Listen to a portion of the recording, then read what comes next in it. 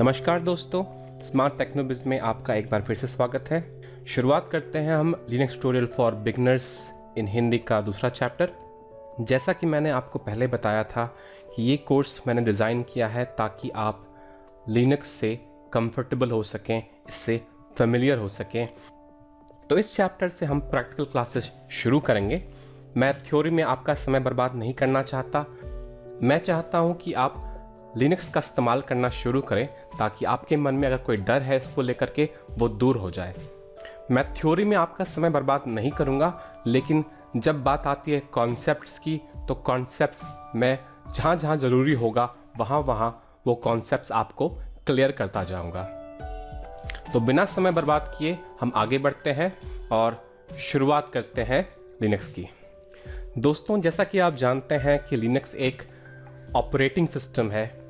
Operating system के लिए आपको सबसे पहली चीज़ जो चाहिए होती है वो होती है एक सिस्टम या एक मशीन।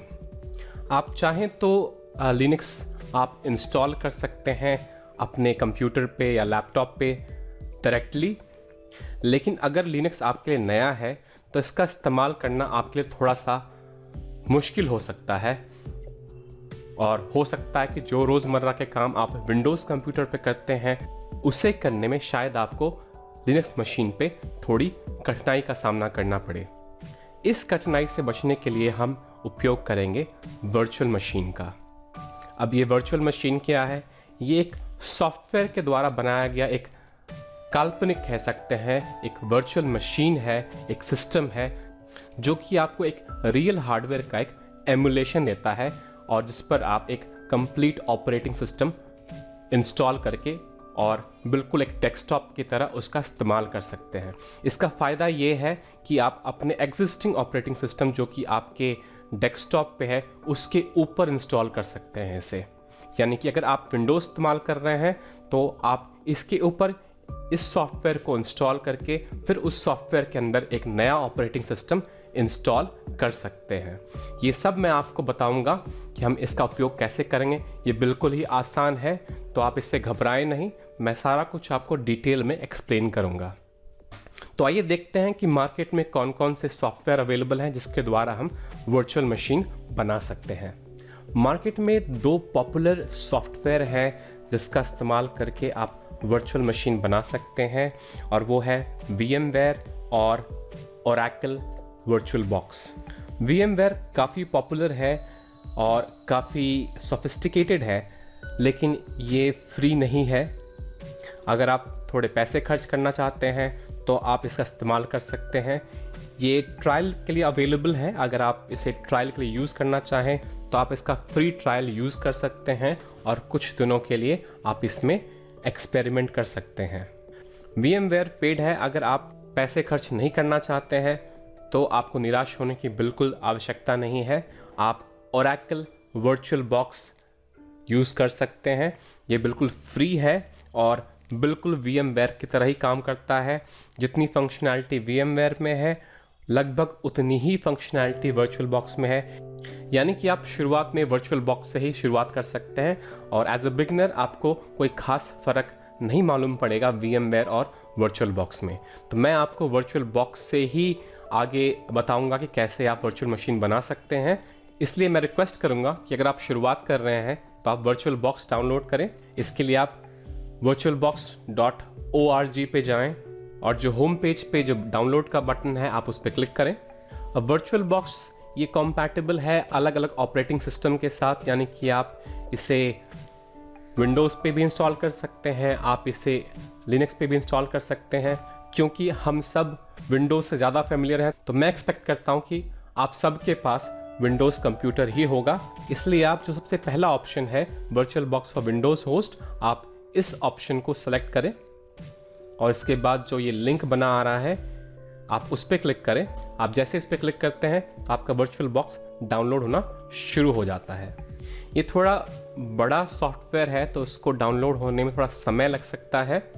मैंने इस सॉफ्टवेयर को पहले से ही डाउनलोड कर लिया है, तो मैं आपको दिखाऊंगा कि हमें इसे इंस्टॉल कैसे करते हैं। मेरे पास विंडोज़ 7 कंप्यूटर है। अगर आपके पास विंडोज़ 8 या विंडोज़ 10 है तो ये उसके साथ भी कंपैटिबल है। आप इस सॉफ्टवेयर को विंडोज़ 7, 8 या 10 पे इंस्टॉल कर सकते हैं।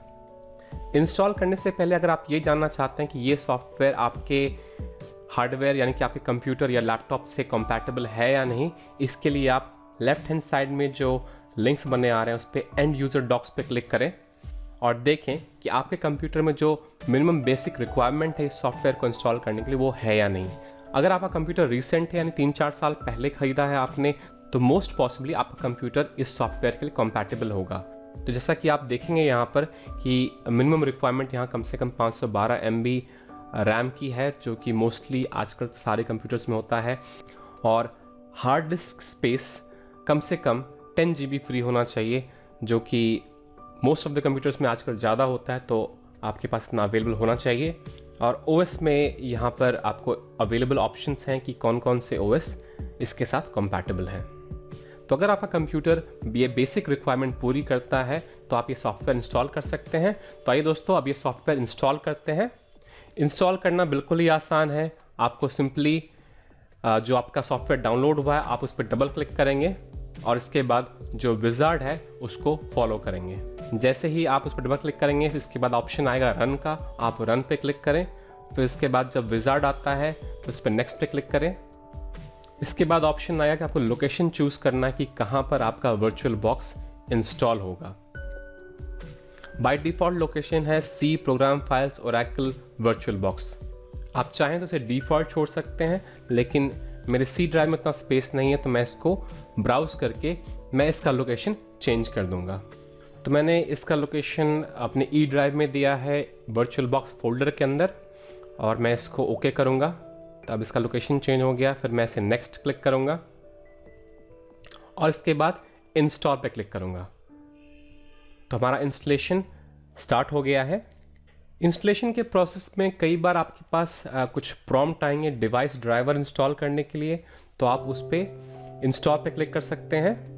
और प्रॉम्प्ट बार बार ना आए इसके लिए आप always trust software from Oracle corporation उस पर आप क्लिक कर सकते हैं और फिर इसका इंस्टॉल पे क्लिक करते हैं।